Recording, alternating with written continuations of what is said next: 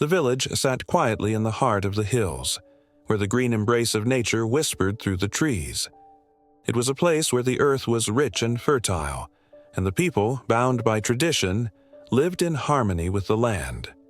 The elders sat beneath the vast shade of an ancient baobab tree, their faces weathered by time, their voices filled with the wisdom of generations long past. Around them, the younger villagers toiled under the hot sun, cultivating the fields that had fed their ancestors for centuries. The air was thick with the scent of ripe fruit and the steady rhythm of life, but there was an undercurrent of unease, a quiet tension that lingered in the hearts of those who dared to dream beyond the village's borders. Kofi stood at the edge of the village, his eyes scanning the horizon where the hills met the sky. He had grown tired of the simplicity of his life, tired of the endless cycle of work and struggle that defined his existence. His parents, Tariq and Amara, were content with their humble life, their love and wisdom the only wealth they had. But Kofi could not see it that way. The village was small, and his family's poverty seemed like a heavy chain around his neck, binding him to a future he did not want. Every day, he watched the traders pass through, their clothes rich with color and gold. He saw their horses, their strong voices, their power, and he knew, deep down, that there was more to life than this quiet village in the hills. "I am meant for more than this," Kofi whispered to himself as he gazed out at the distant world. His heart beat with the restless yearning for something greater. "The old ways of this village, they are chains. I must break free." Kofi's father, Tariq, saw his son's restlessness and called to him, his voice firm but kind. "Kofi, my son, the land we work is our life. The village we live in is our strength. You may see it as small, but it is everything we need." "Why? Do you long for riches when we have everything we need right here?" Kofi turned to his father, his face hard with determination. "Because, father, wealth will bring power. With power, I can change everything. I can lift us from this poverty, and I can give this village more than it could ever imagine. The old ways are not enough." Tariq's eyes darkened with worry. "Beware, my son. The path of ambition can blind you. You must remember where you come from." But Kofi was already lost in his dreams of gold and status, deaf to his father's words. Amara, Kofi's mother, watched in silence. She was a gentle woman, her heart soft as the earth she tended. She had always taught Kofi that true wealth lay not in riches, but in community, in the balance of nature, in the love between family members. "Son," she said softly, placing her hand on his shoulder, "the balance of the earth is delicate. Ancestors watch over us. They have given us all we need. If we take more than what is offered, the spirits will not look kindly on us." But Kofi only shook his head. He was no longer listening to their words. The pull of his desire for something greater was too strong. Tariq and Amara exchanged a worried glance as they watched their son. Tariq sighed, his voice thick with the weight of the years he had spent working the land. "I know you want more, Kofi, but the land does not lie. The spirits do not lie. They will show you the way if you listen."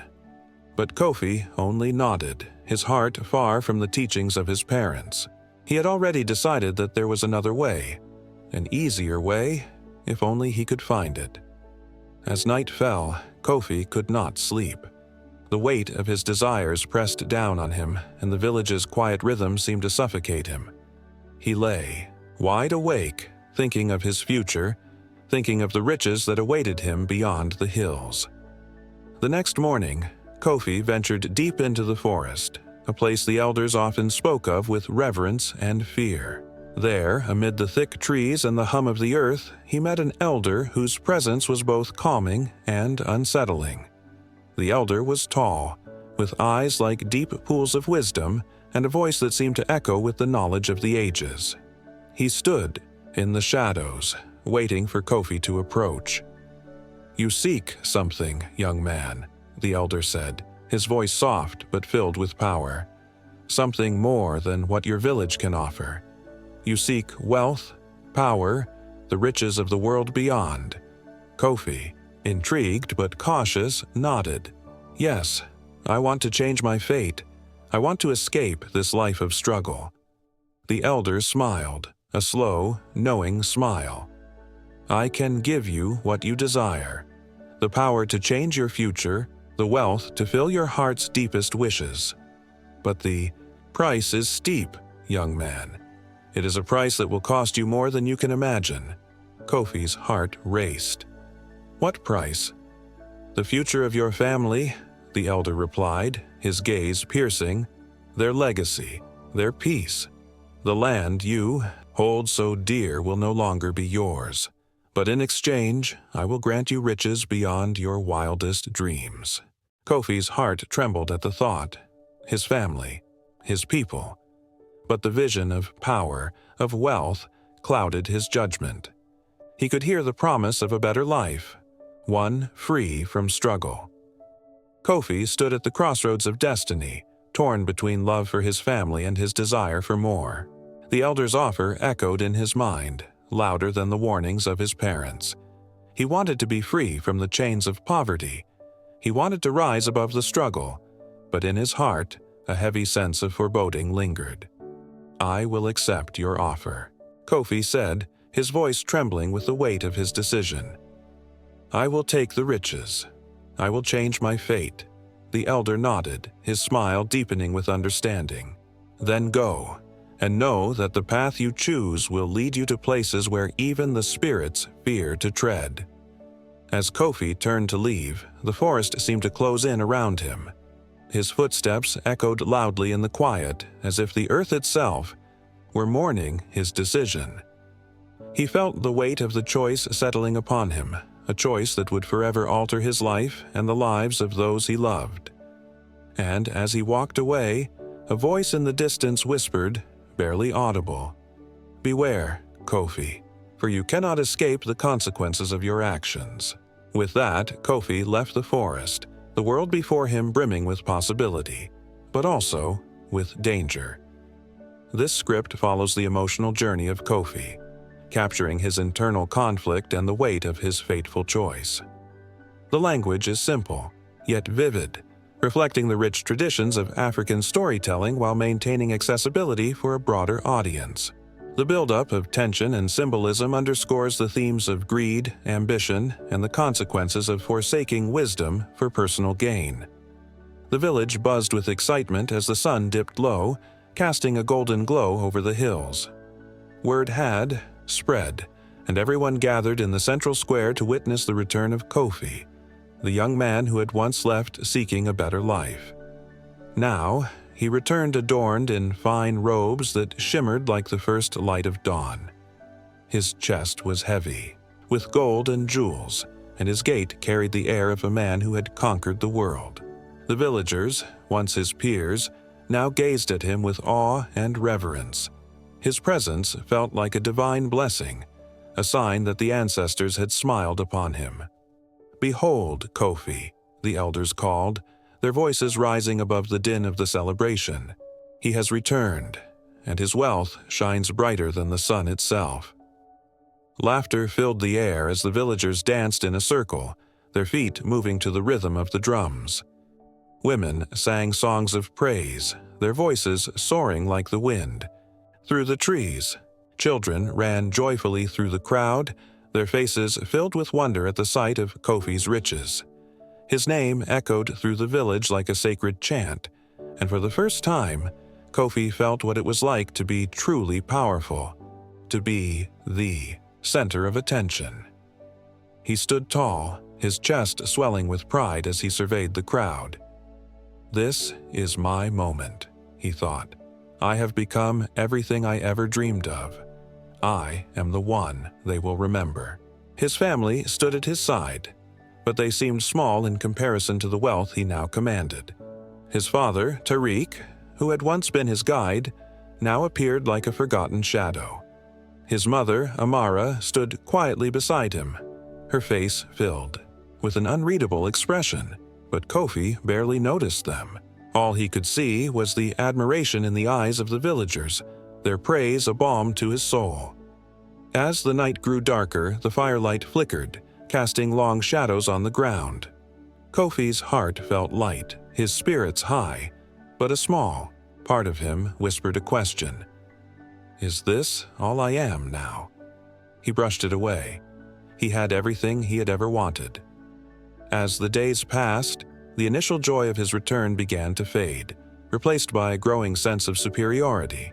Kofi's wealth had transformed him in ways he had not expected. Where once he had been humble, now he walked with his head held high, his eyes sharp and dismissive of those around him. The elders, who had once shared their wisdom with him, now seemed like old fools, their words no longer worthy of his time. Why listen to them? He muttered to himself. They have lived their lives in the shadows of the past. I have conquered the world, and they still cling to the old ways. Tariq, watching his son with growing concern, called out to him one evening, Kofi, my son, remember the lessons we taught you. Wealth is nothing without wisdom. Power is empty without humility. Kofi's eyes narrowed, his lips curling into a sneer. I no longer need your teachings, Father. I have found my own way. The spirits have no hold on me now. I am the master of my destiny. His words stung like thorns, and Tariq's heart broke as he watched the prideful man his son had become. Amara, too, sensed the change in Kofi, though her worry remained silent, like a quiet storm brewing in her chest. Kofi's arrogance only grew with the passing weeks. He began to question the very traditions that had once shaped his life. When the elders called a meeting to discuss the village's harvest, Kofi, with a smirk on his face, stood and interrupted. Why bother with old customs? He said, his voice laced with arrogance. The crops are fine, the people are fine, and I am fine. The spirits have no say in my affairs. The elders exchanged worried glances, their faces grave. They could see the change in him, a change that none could deny. Kofi's riches had made him blind to the wisdom of the past, and with each passing day the threads of his connection to the village and to his family began to unravel. Adama, Kofi's wife, felt the weight of the change more than anyone. The man she had once loved, a man full of warmth and kindness, was slipping away before her eyes. She tried to reach him, to remind him of the days when they had struggled together, when they had dreamed together of a better future. But Kofi had no time for her concerns now. He was too consumed with his wealth, too distracted by the power that now flowed at his fingertips. Kofi, she said softly one evening, her voice trembling with the pain in her heart, you are no longer the man I married. You have forgotten our children, forgotten your family. Kofi turned to her, his eyes cold, his face hard. What do you want from me, Adama? We have everything now. We have wealth. We have status. What more could you need? Her eyes filled with tears, but she stood tall, her heart aching with the weight of his words. I need you, Kofi. I need the man who once loved me, who once cared for our children. The wealth has changed you. It has taken you from us. But Kofi, lost in the glow of his success, only dismissed her words. You are too sentimental, Adama. We have everything we need. The village looks up to us now. That is what matters. The village, once a place of peace and prosperity, began to show signs of decay. The crops, which had always flourished in the fertile soil, began to wither.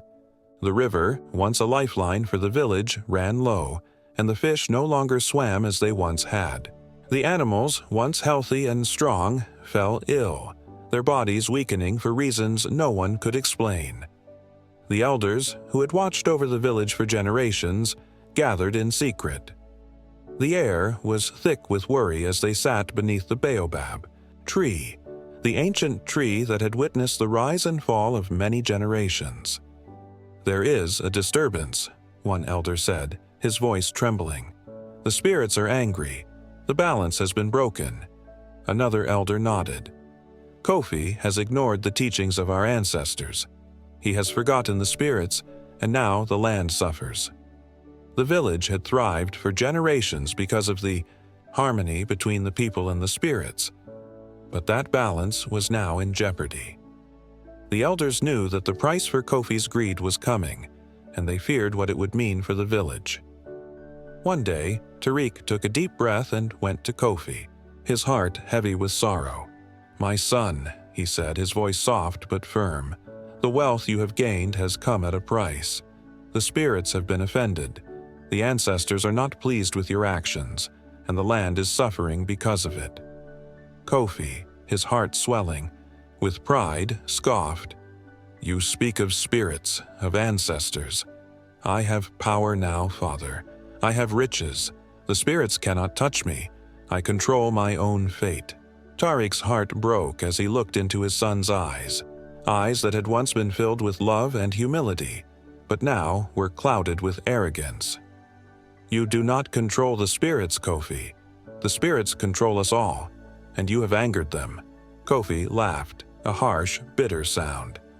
"I fear nothing, not the spirits, not the ancestors, nothing." The rift between father and son deepened, and the village's decline grew more apparent with each passing day. The strange occurrences continued. Crops died, animals fell ill, and the river ran dry. And the villagers, once hopeful, now whispered in fear. The price of Kofi's ambition had begun to show, and the road ahead was one of uncertainty, darkness, and a reckoning that no one could escape. The script follows Kofi's transformation from a humble young man to a proud and arrogant figure, exploring the tension within his family and the village. His rise to wealth is marked by a growing disregard for tradition and the spirits, leading to the community's decline. Through vivid descriptions, dialogue, and symbolism, the story reflects the consequences of pride and disobedience in African tales, all while emphasizing the importance of respect for tradition and family. The once bountiful land, which had nourished the village for generations, began to show signs of distress. The first to notice was old Nia, a woman of the soil whose hands had tended to the crops since she was a child. She stood at the edge of the yam field, gazing in disbelief as a sudden rot consumed the harvest. "This is not the work of the sun," she whispered, her voice trembling. The yams, which should have been strong and healthy, were now blackened, their flesh soft and spoiled as though the earth itself had been poisoned. In the village, the sacred river, which flowed through the heart of the community, began to shrink. Day by day, its waters receded, leaving behind cracked banks and thirsty soil. The villagers murmured to one another in fear. They had never seen the river behave this way before. It was as though the very life force of their village had been drained. Kofi stood at the village center, a smile still lingering on his lips, basking in the praise of those who had once celebrated his newfound wealth. But now, the whispers around him were different, full of fear, suspicion, and sorrow. The elders who had once called him son were no longer smiling. Their eyes were filled with concern, and the warmth of their gaze had turned to coldness. "Do you not see what is happening?" Nia asked Kofi, her voice hoarse from years of wisdom. "The spirits are angry, the earth trembles, and the river weeps. What have you done?"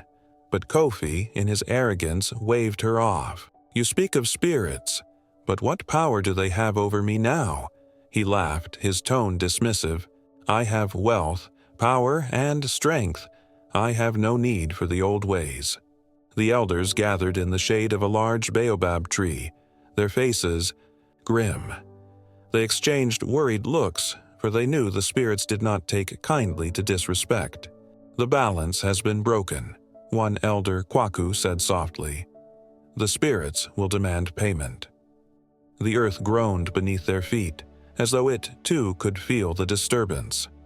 The village, once a thriving symbol of unity, was now a place of whispers and dread. As the days passed, the disturbances grew worse. The crops withered, and the once fertile fields lay bare under the blazing sun. The river, once a blessing, had turned into a dried-up path of cracked earth. The animals, too, began to fall ill. Their eyes glazed with fever as they lay helpless on the ground. The elders knew that something had to be done. They called for the ritual of reckoning, an ancient ceremony to call upon the ancestors and seek guidance. The air grew thick with the weight of the ceremony as the elders gathered at the village's sacred site. The villagers, in awe, watched as the elders began their chants. The drums, deep and resonant, echoed through the village, vibrating the very air itself. With each beat of the drum, the earth trembled. The fires that had been lit at the sacred altar flickered and danced wildly in the wind. The elders, their eyes closed in deep concentration, felt the presence of the spirits stirring in the air around them. Their voices, soft at first, began to speak through the wind. "The wealth you sought, Kofi, was not a gift, but a curse," the spirits whispered, their voices like the rustling of leaves in the night. "The balance has been shattered, and you have set the world upon a dangerous path." The sky above darkened and the earth seemed to groan louder, as if it, too, was in pain. The spirits spoke of the price that would be paid for Kofi's greed, of the lives that would be lost and the suffering that would follow. Kofi stood at the edge of the village watching the storm clouds gather on the horizon. The once golden fields of grain were now dry and brittle, their stalks bending in the wind like old men in pain. He felt a knot of fear tighten in his chest, but it was not the fear of the storm that frightened him. It was the fear of the truth he had long ignored. Adama, his wife, stood beside him, her face pale, her eyes distant.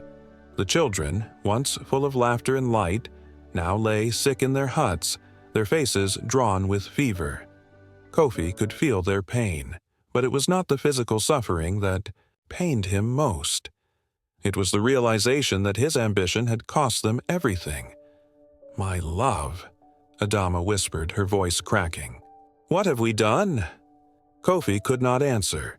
He had once believed that wealth would bring him power, but now he understood that the true price of his greed was more than he could bear. The storm struck the village with the fury of 1,000 winds.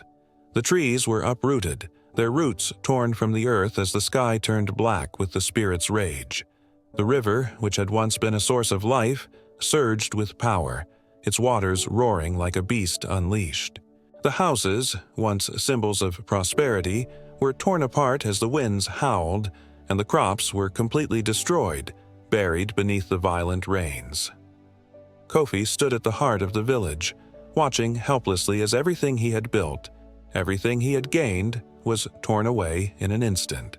The winds screamed through the streets, carrying with them the wrath of the spirits. Lightning cracked the sky, illuminating the destruction around him. The village, once full of life and joy, now lay in ruins. And still, the storm raged on. As the storm finally began to subside, Kofi, broken and defeated, fell to his knees.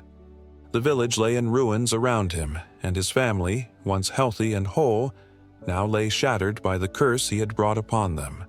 The wind whispered in his ears, as though the spirits themselves were calling to him. "Please," he cried, his voice raw with desperation. "Forgive me, ancestors. Forgive me for the greed that has brought this ruin upon us. Take my life, but spare my people." The winds howled louder, and the trees groaned in response. A voice, deep and ancient, echoed through the air, so powerful, it shook the earth. "The price of your greed cannot be paid with words alone," the spirits declared. "The blood of your ancestors has been spilled, and the cost of your ambition is more than you can imagine." Kofi trembled, his heart heavy with the weight of his choices. He had come so far, and now, with everything lost, he understood the true cost of his hunger for power. "The price has been set," the spirits intoned.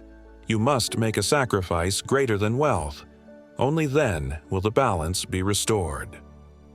Kofi stood before the spirits, knowing that the price of his ambition was not just his wealth but something far more precious.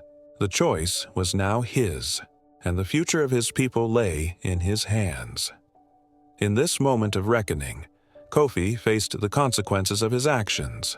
The spirit's anger had torn his world apart, and now, in the silence after the storm, he was forced to confront the choice that would determine not only his future, but the fate of the village he had once loved. Would he sacrifice himself, or would he choose another path, one even more difficult than the wealth he had sought? The spirits would not wait forever. The time to choose had come. Kofi stood at the edge of the village, his eyes lost in the smoke of the fires that still smoldered.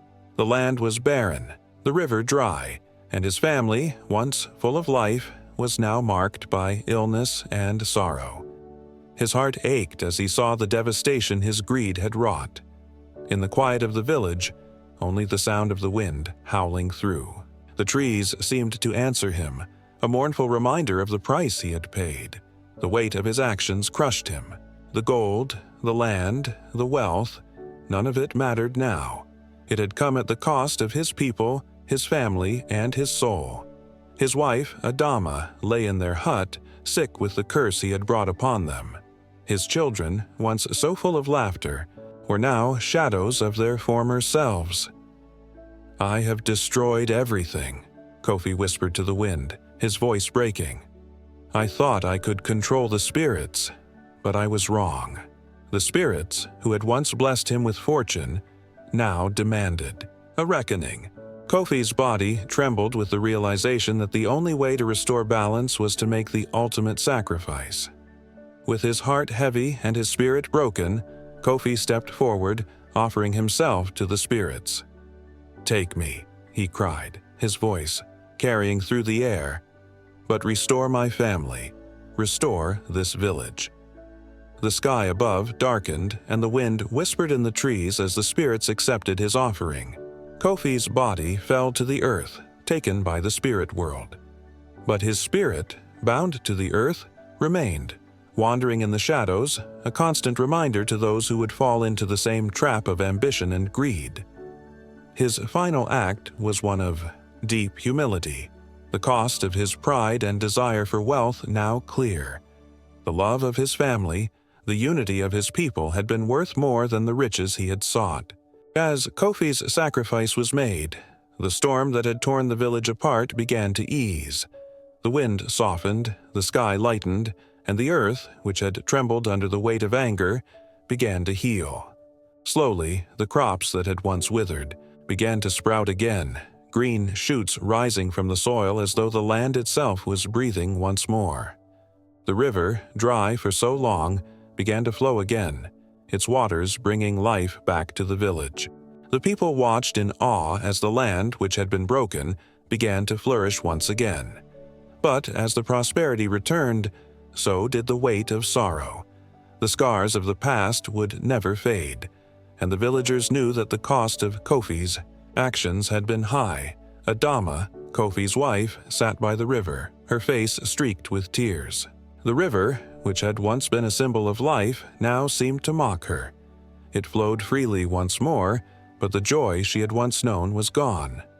Kofi was gone, and the children, her children, had been marked by his pride. "They have paid the price for his greed," she whispered to herself, her heart aching with grief. The village had been restored, but what of the heart of the village? What of the wounds left in her family? Her children, still young, struggled to understand the loss. Their father's ambition had led to their suffering, and now they would carry the weight of his choices for the rest of their lives. The elders gathered the villagers at the center of the village, their faces solemn. The storm had passed, but the lessons of the past would remain. The elders spoke to the people, recounting the tale of Kofi's downfall. "Kofi was once a man of great promise," said Elder Kwaku, his voice heavy with sorrow. "But his greed blinded him. He sought power, wealth, and control, and in doing so he lost everything." The villagers listened in silence, the weight of Kofi's tale settling on their hearts.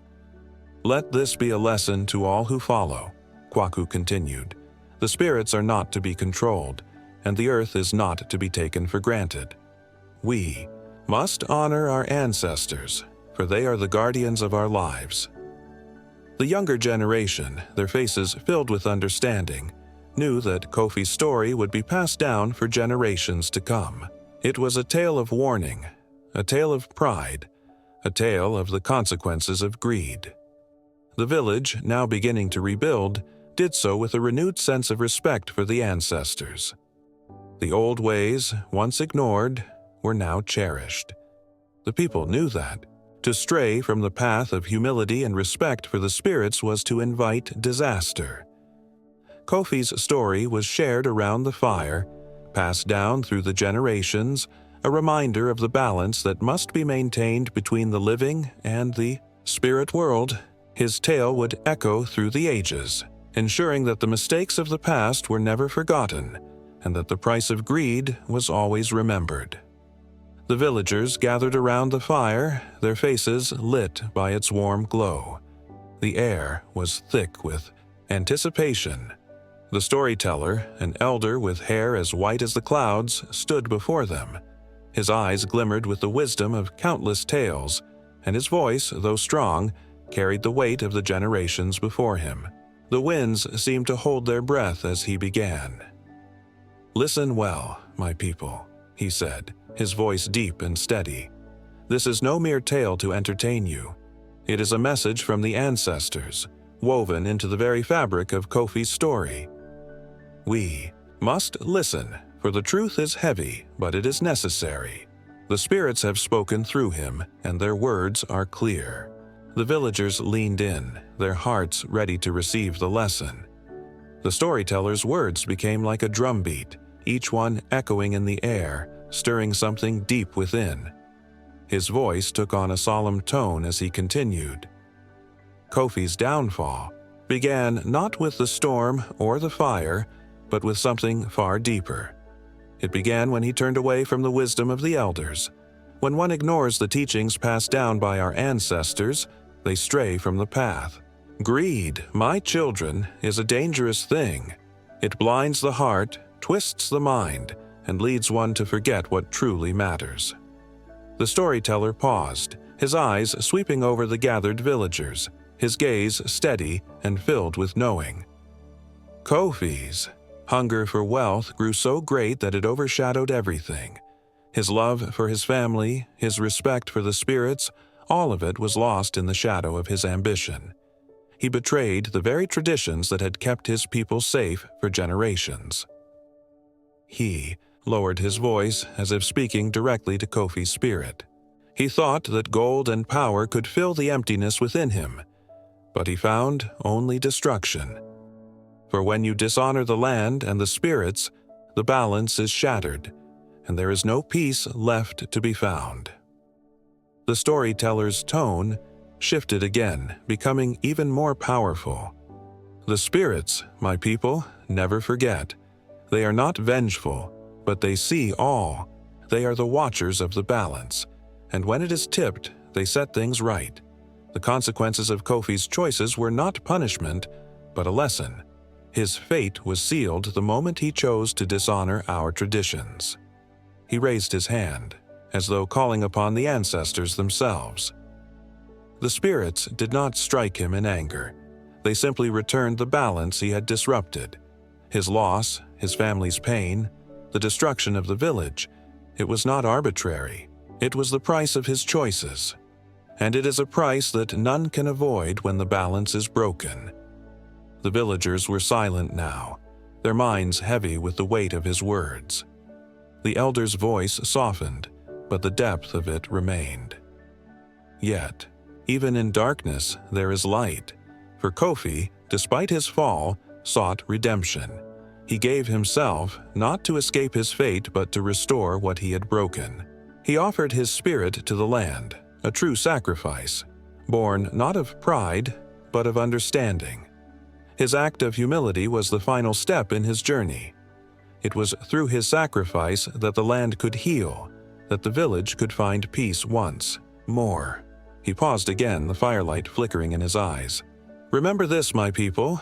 Redemption is not found in avoiding the consequences of one's actions, but in acknowledging them and seeking to restore what has been lost. The elder's voice grew even softer, yet still firm in its wisdom.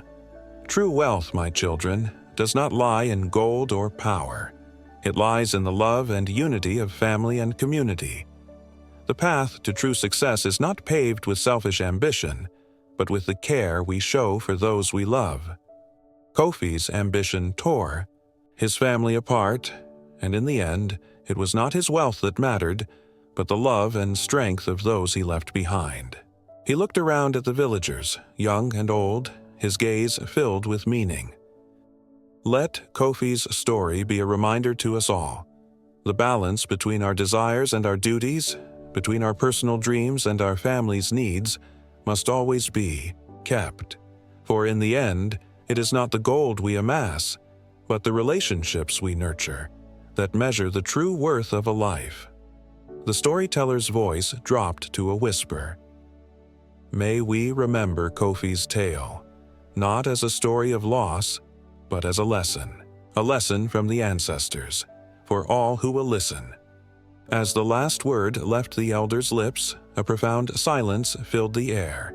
The villagers, their hearts heavy but enlightened, sat in reflection. The flames crackled, but in the quiet, there was no sound louder than the message that had just been spoken. The tale of Kofi would live on, passed from one generation to the next, not just as a story, but as a living lesson, a reminder to honor tradition, to seek balance, and to value the bonds that bind us together,